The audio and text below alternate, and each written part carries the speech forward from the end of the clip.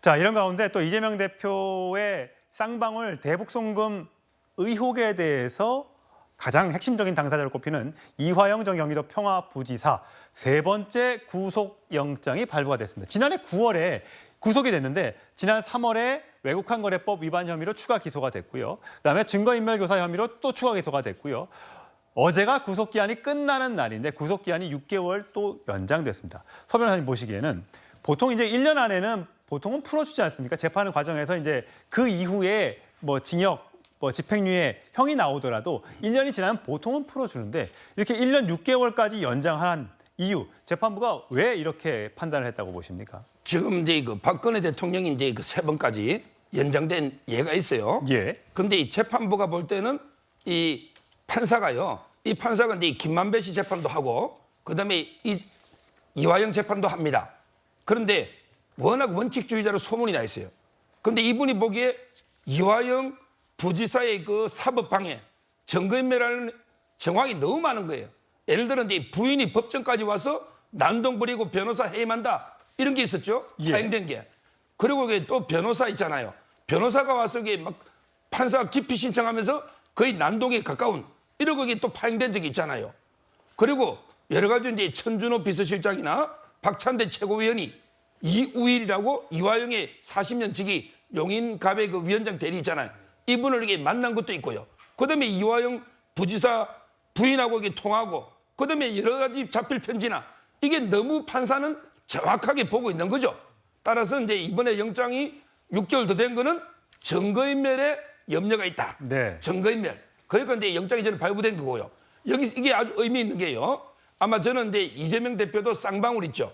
쌍방울은 이제 이거 수원으로 다시 보낼 거예요. 그렇다면 다시 이제 그 사법방해나 증거인멸을 조사할 겁니다.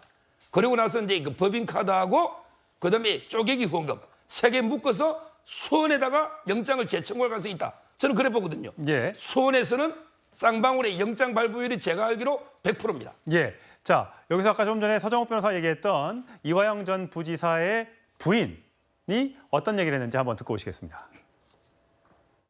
결국은 잡아다가 놓고서는 절대 묶어갖고 이재명 당무진수를 이끌어내려고 한 거 아닌가 이렇게 저는 의심이 되고요. 아마 검찰에서 변호사한테 어떤 조언을 했을 것 같아요. 네가 이재명 당무 그거를 불면은 이거는 이렇게 해주겠다라는 당이 무슨 대로 해요. 그래서 저 생각은 나와서 양심 선언을 했으면 좋겠어요. 자, 구장훈 차장. 네. 이미 2번의 이화영 전 지사의 자필 옥중 편지가 공개가 됐어. 네. 또 변호인도 바뀌고 네. 이런 숱한 과정을 겪으면서 오히려 지금 남편이 빠져나오지 못하고 1년 6개월째 수감을 하고 있지 않습니까? 네. 이런 것들 지금 또 재판부가 인정해서 구속기간을 연장했고 네. 도대체 이화영 전 부지사의 부인은 남편을 위해서 왜 저런 행동을 하고 있다고 판단을 하십니까? 그러니까 실체적 진실을 밝히는 데 관심이 있기보다는 오히려 지금 정치적 공방으로 흐르기를 좀 원하는 것이 아닌가 하는 안타까운 생각이 듭니다. 제가 8월 8일에 실제 수원지법 재판에 참관을 한번 해봤거든요. 예.